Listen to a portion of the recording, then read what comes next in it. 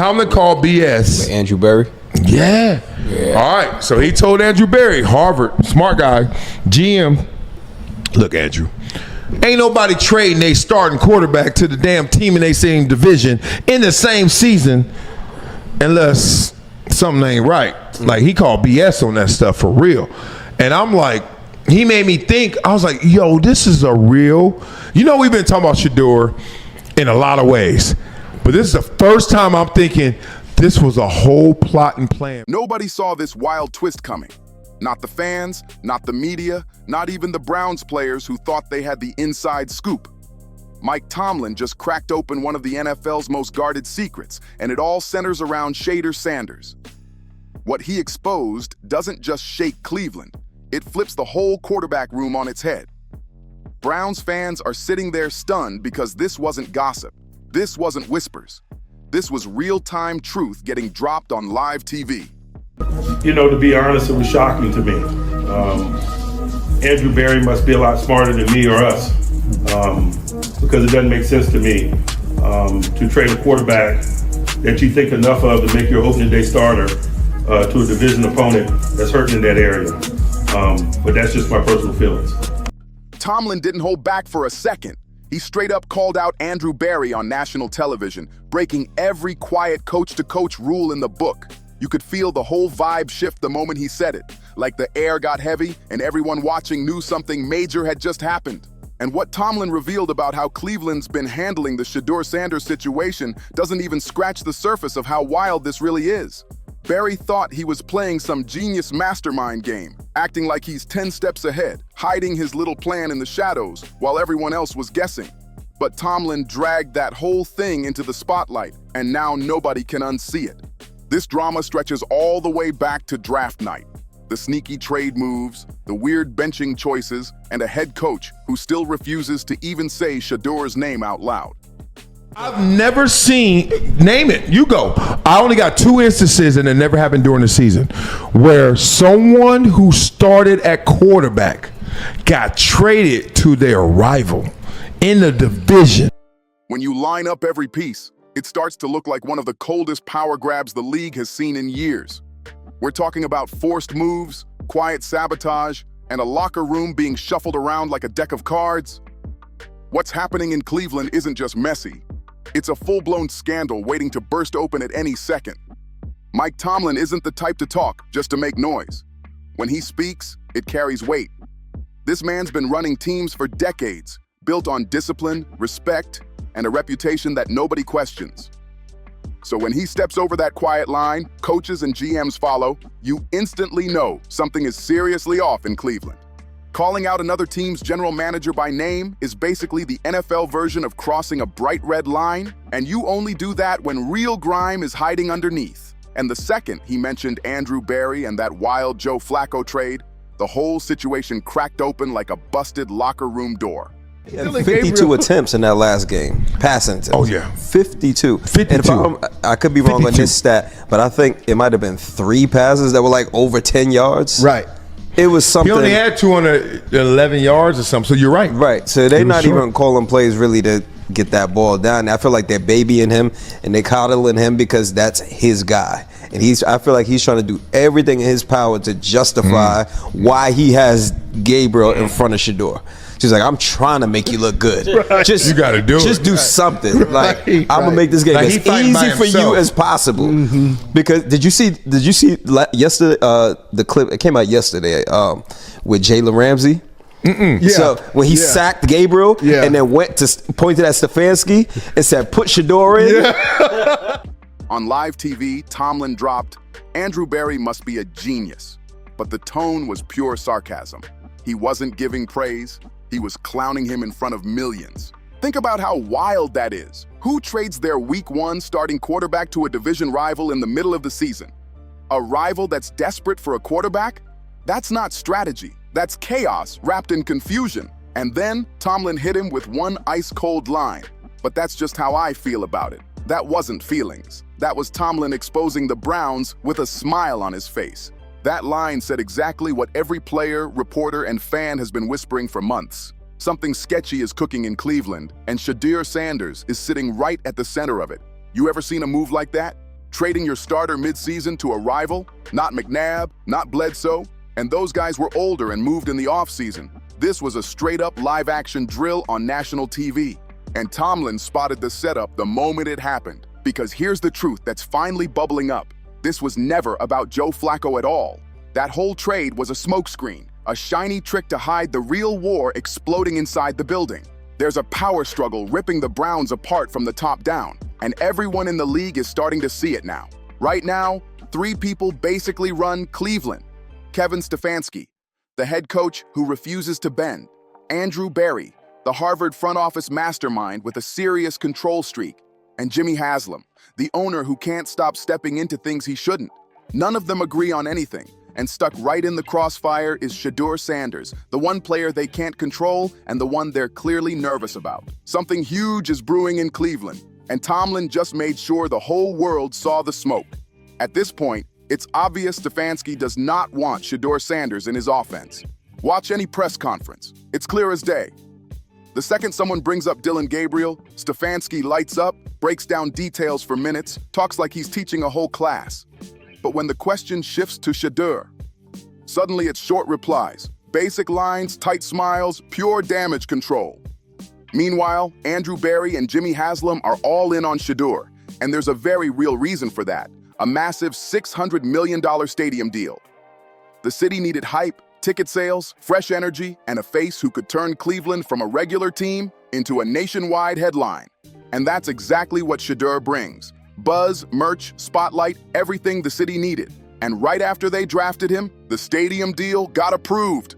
Coincidence? Not a chance. Now rewind back to draft night. The Browns had planned to take Dillon Gabriel in round 3. They passed on Shedeur in the first because they didn't want to pay the high price. But when round 5 rolled around, everything flipped.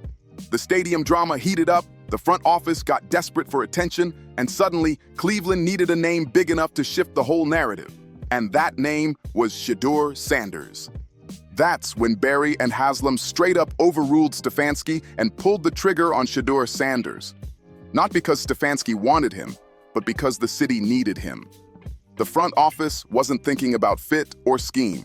They were thinking about fame, buzz, revenue, and that shiny new stadium headline screaming, "Cleveland's future has arrived." Fast forward to the season. Joe Flacco starts week 1, which is fine. He's the veteran, makes total sense. But then mid-season, they ship him off to the Colts, a division rival. Who does that? Nobody moves their starter to a rival unless the move isn't really about the quarterback at all. This was a power play, pure and simple. Berry and Haslam knew Stefanski was too stubborn to bench Dillon Gabriel. They knew he'd stay loyal to his guy no matter what. So how do you force a stubborn coach to make a move he refuses to make? Easy. You take away his safety net. As long as Flacco was on the roster, Stefanski had a fallback plan. Dillon struggles? Throw Flacco in and call it strategy. But once Flacco was gone, Stefanski had no escape route. No veteran to lean on. No backup plan. Just Dillon and Shedeur, side by side. And when Dillon kept putting up mid-level numbers, not terrible, but nothing game-changing, the pressure started stacking fast. Stefanski's explanations got shorter, and the excuses started drying up.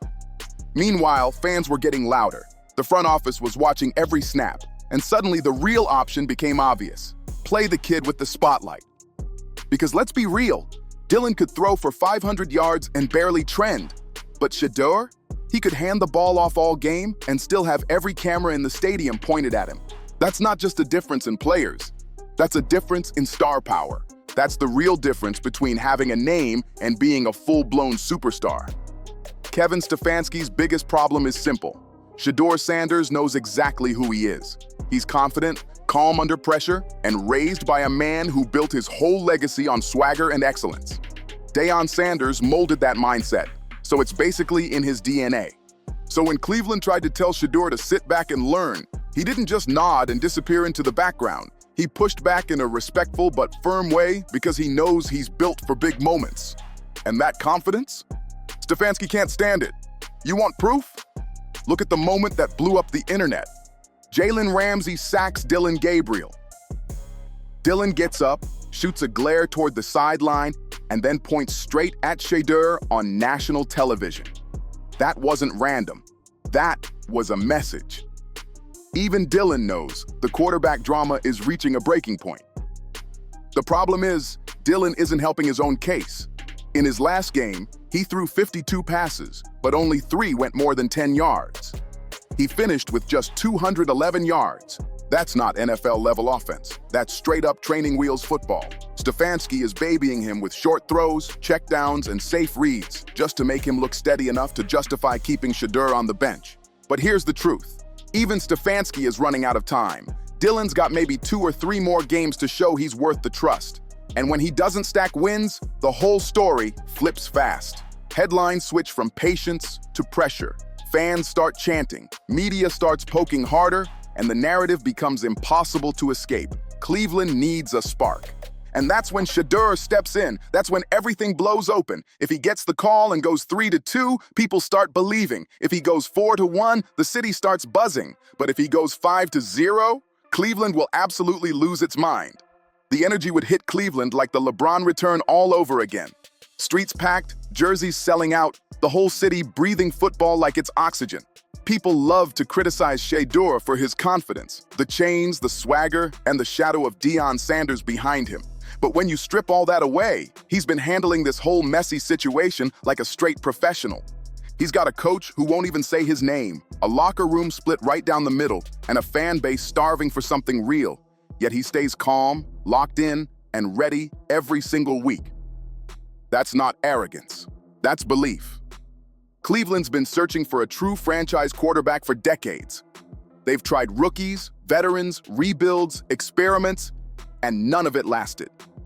Now they finally got someone who could be special, someone who could actually flip the franchise. But instead of unleashing him, they're hiding him behind safe football. At some point, you've got to take the risk. Because if Shedeur really is the guy, if he's as legit as he looks, then every ounce of drama, tension, and controversy will feel worth it.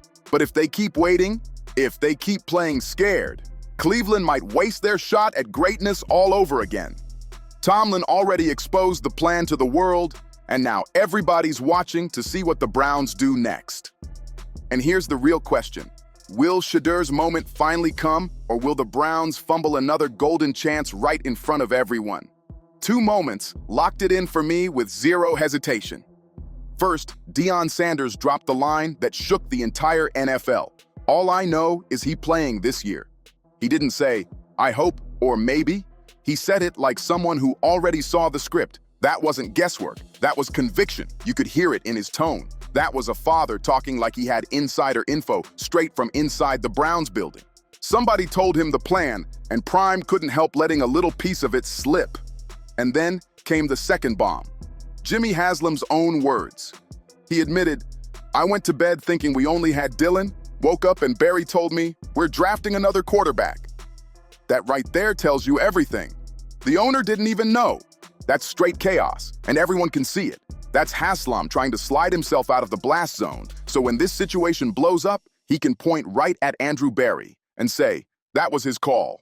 It's a classic NFL move to cover your tracks, and Cleveland has turned that into an art form. Here's how this whole thing is lining up. In the next 2 or 3 weeks, Shedeur hits the field. Dylan keeps putting up those average, just enough to survive numbers. The Browns keep dropping tight games, and the fan pressure gets so loud the whole stadium shakes. By then, even Stefanski won't be able to hide behind his system anymore. He'll have to cave and give the kid the keys, and when that moment hits, that's when we finally see what Shedeur Sanders is truly about. My bet, he lights it up. Not saying he'll win every game, but the second he steps in, the whole energy changes. The offense finally breathes again. The crowd gets loud, and by the end of the season, everyone knows he's the real one. Could I be wrong? Sure. Maybe Cleveland drafts another quarterback next year. But even then, they'd finally have real answers instead of wasting another season wondering, what if? Because that's Cleveland's biggest curse. They fear the truth. They fear making the tough calls. Right now, that whole building is scared. Scared Dylan fails, scared Shedeur succeeds too much, scared the spotlight gets too bright. But through all this noise, Shedeur has stayed solid. No tantrums, no leaks, no messy drama. He could have blown up the internet calling out the team, demanding a trade, or airing out the whole situation. but instead, he kept it classy and professional. That's rare in today's NFL. And when that moment finally comes, when Shedeur runs onto that field and the crowd erupts, Cleveland will flip overnight. The whole stadium will feel different. Hope, fire, belief. That's what Shedeur brings. He's not just a player, he's a movement waiting to pop off. And if the Browns let politics and pride block that, if they choke again because they can't admit mistakes, they'll regret it for years. For decades, Cleveland has survived heartbreak after heartbreak, watching other franchises find their quarterback while they keep restarting the cycle of disappointment. Now, they've finally got the spark right in front of them. The only question is, do they let it shine, or does Cleveland stay Cleveland? When Shedeur gets that chance, does he deliver or disappoint? And just like that, the truth is out in the open. No more hiding, no more pretending. This is business as usual. The Browns thought they could keep this situation buried, but between Tomlin's slip, Deion's confidence, and Haslam's own words, the mask is completely off. Now the countdown starts. Within weeks, the whole NFL will find out whether Shedeur Sanders is the real deal or just another chapter in Cleveland's long history of heartbreak. The tension is boiling. A divided locker room, a coach under fire, and a rookie who's been built for big moments since day one. When that debut comes, it won't be just another game. It'll be a statement. If Shedeur shines, everything changes. The offense, the energy, the culture, he becomes the future, the face, the redemption Cleveland's been begging for. But if the front office hesitates again, if pride beats progress, they'll be remembered as the team that held gold in their hands and let it slip away. This isn't just football anymore. This is a fight for control, legacy, and truth. The fans feel it, the players sense it, and the entire league is waiting to watch the explosion. Cleveland's about to write its next chapter, and this one is going to shake the league to its core. This is Huddle Files, where football meets the real story behind the headlines. Don't just watch the game, understand the drama.